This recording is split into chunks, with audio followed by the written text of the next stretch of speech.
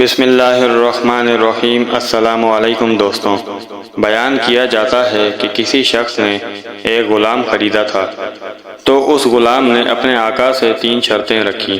پہلی شرط یہ رکھی کہ جب نماز کا وقت آئے تو آپ مجھے نہ روکیں گے۔ دوسری یہ رکھی کہ آپ مجھ سے صرف 3 دن میں خدمت لے سکیں گے، مگر رات کو مجھ پر یہ پابندی نہ ہوگی۔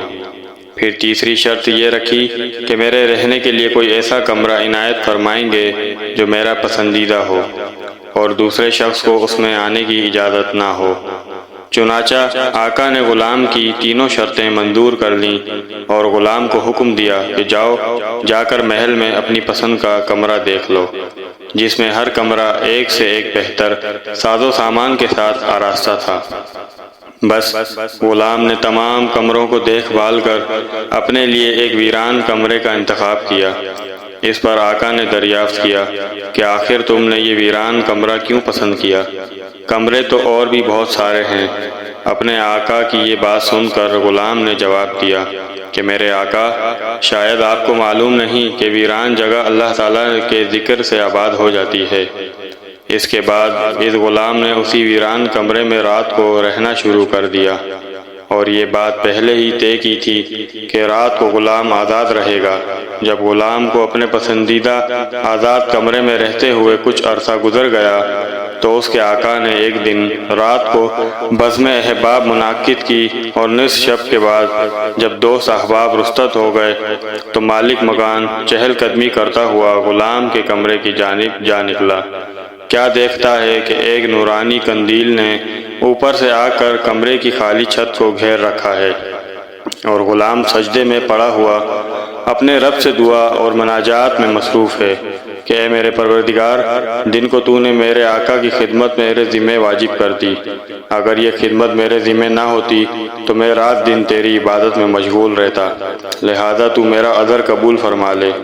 اس کا مالک تعجب کے ساتھ صبح صادق تک اس عجیب منظر کو دیکھتا رہا۔ چنانچہ صبح ہوتے ہی وہ نورانی قندیل آسمان پر چلی گئی اور چھت بند ہو گئی۔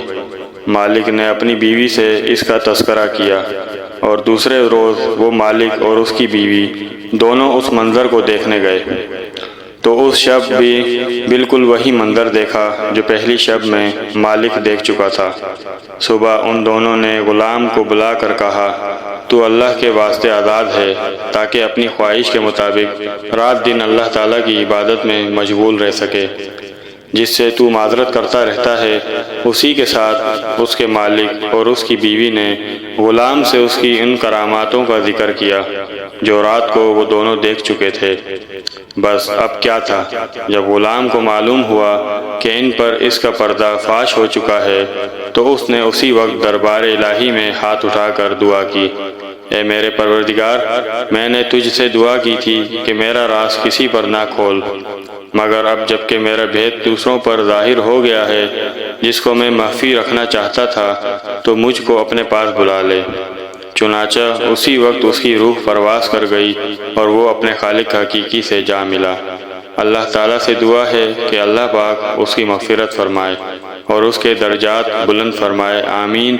اس واقعے سے ہمیں یہ سبق ملتا ہے کہ حضور صلی اللہ علیہ وآلہ وسلم نے سچ فرمایا ہے کہ جو اللہ کا ہو جاتا ہے اللہ اس کا ہو جاتا ہے۔